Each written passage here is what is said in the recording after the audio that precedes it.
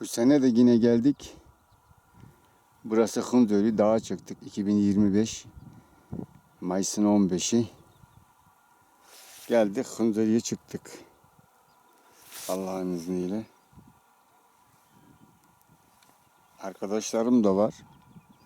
Fahri Akbaş, Ali Sarı, Necati, kardeşi Muharrem, Erkan, Yıldız, Hıdır abinin oğlu. Bayağı dolu burası.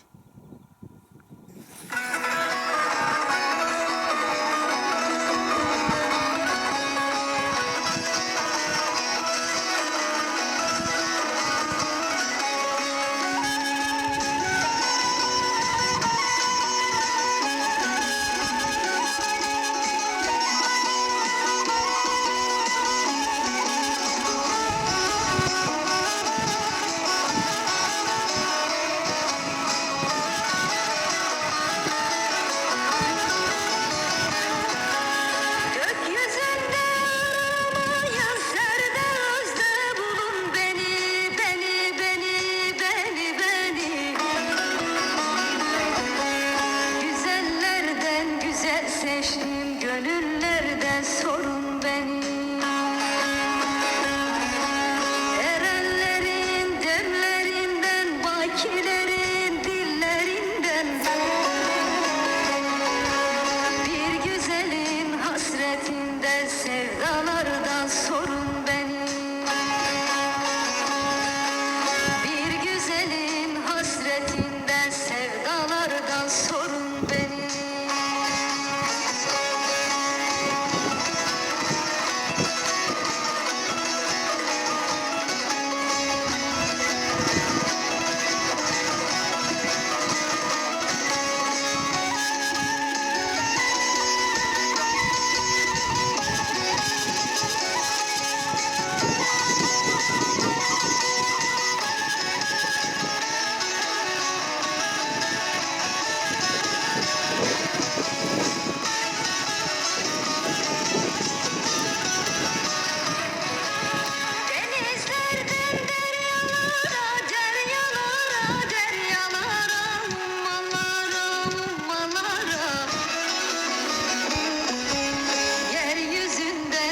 Yüzüne bir sonsuza salın beni.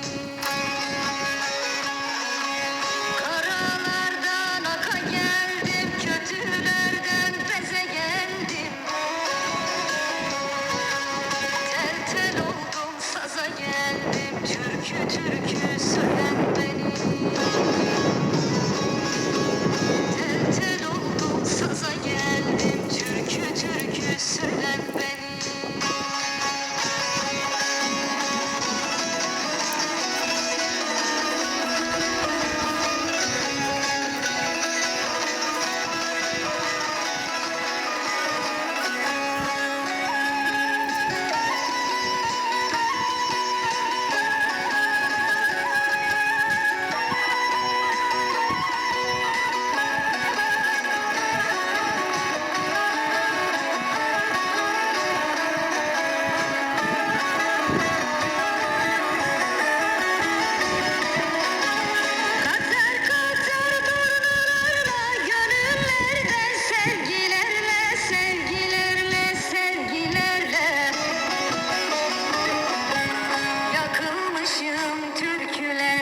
Tarihlerden sorun beni.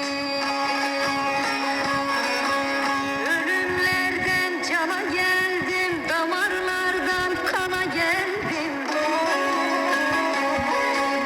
Ateşlerden yana geldim, ağıtlardan sorun beni. Ateşlerden yana geldim, ağıtlardan